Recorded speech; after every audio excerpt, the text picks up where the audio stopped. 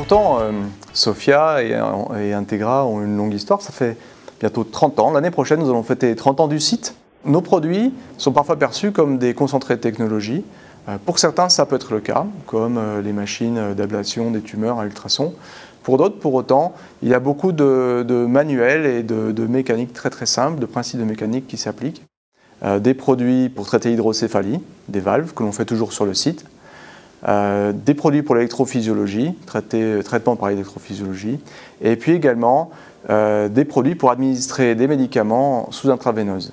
Aujourd'hui, les produits ont évolué, mais on a encore notamment les valves pour l'hydrocéphalie qui représentent une part importante de l'activité sur le site. Et très rapidement, ce site est devenu le site de référence pour la fabrication des implants dans le groupe. Integra est aujourd'hui un groupe qui a beaucoup grandi. À ses débuts, c'était une start-up d'une quinzaine de personnes.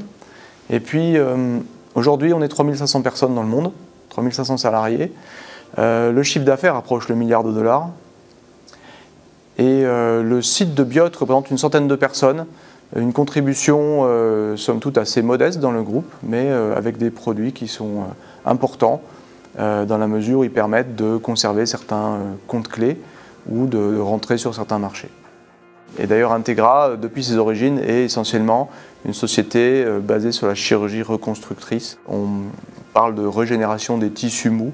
En fait, Integra a démarré avec une industrie basée sur le collagène, des peaux artificielles, des patchs pour refermer la dure-mère après les opérations. Et ces produits restent encore les produits les plus importants pour le groupe, et ce sont dans ces domaines que le groupe se développe. De manière connexe, le groupe a développé des activités dans des machines pour l'ablation des tumeurs par ultrasons. Et par exemple, ces machines sont développées et produites en Irlande. Sur le site de Biot, nous avons rajouté des lignes de produits.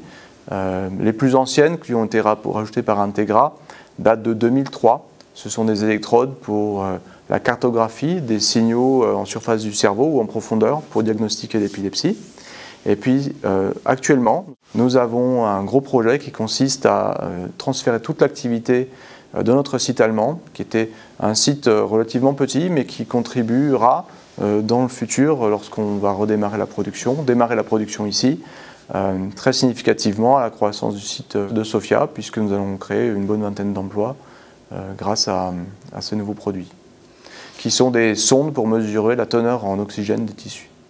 Si on prend par exemple les derniers produits que nous transférons sur le site, les sondes de mesure d'oxygène, il y a de la chimie, il faut comprendre ce qui se passe au niveau des matériaux, on mesure des nanoampères, il faut absolument comprendre le traitement du signal, il faut savoir développer les systèmes électroniques qui permettent de traiter ces informations que l'on récupère avec les sondes au niveau des patients. Ce sont des notions techniquement déjà complexes, et autour de tout ça, on ajoute tout l'environnement réglementaire, toutes les contraintes de soumission dans tous les pays du monde, les problématiques d'inspection que nous pouvons avoir, de systèmes qualité qui doivent répondre aux exigences européennes, aux exigences américaines. Et tout ça en fait un mélange effectivement assez pointu. Nous avons des gens qui ont des compétences dans des domaines très variés pour pouvoir répondre à toutes ces questions. D'un côté, nous sommes partis d'un groupe avec les moyens d'un groupe international et un rayonnement un peu plus large que uniquement Sophia. Pour autant, dans une certaine mesure, oui, il y a un écosystème. Nous avons des salariés qui ont été formés à l'Université de Nice, qui ont suivi un master qui est très adapté à notre activité. Et nous sommes très contents de les accueillir, soit en alternance, soit pour la suite en tant que salariés chez nous. Il y a de plus en plus d'interactions entre le hardware et le software, et on ajoute souvent du software quand on a maintenant du hardware. Nos produits que nous fabriquons ici, pour certains, sont associés à des moniteurs qui sont fabriqués dans notre site irlandais.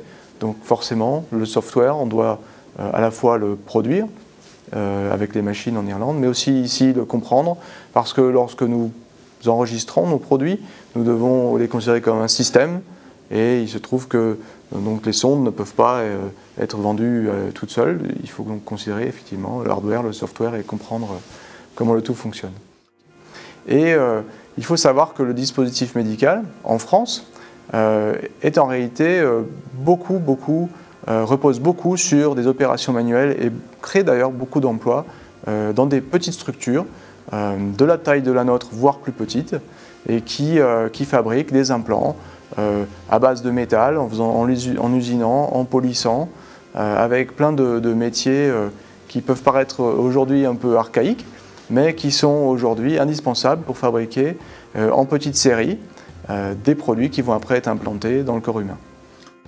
Au départ, il faut considérer Cordis, qui a dû s'implanter ici par rapport à Sophia, pour le fait qu'on rencontre ici beaucoup de compétences, beaucoup de personnes qui peuvent apprendre les métiers du médical. Il y avait peu d'écoles à l'époque pour se former, donc quand même beaucoup de connaissances scientifiques.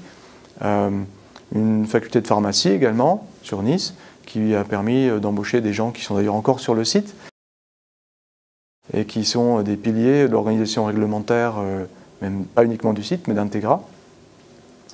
Et puis, probablement aussi le cadre, qui était très intéressant. Aujourd'hui, il y a même des gens qui font des recherches et qui ont prouvé que pouvoir prendre ses pauses dans un environnement verdoyant augmente la productivité.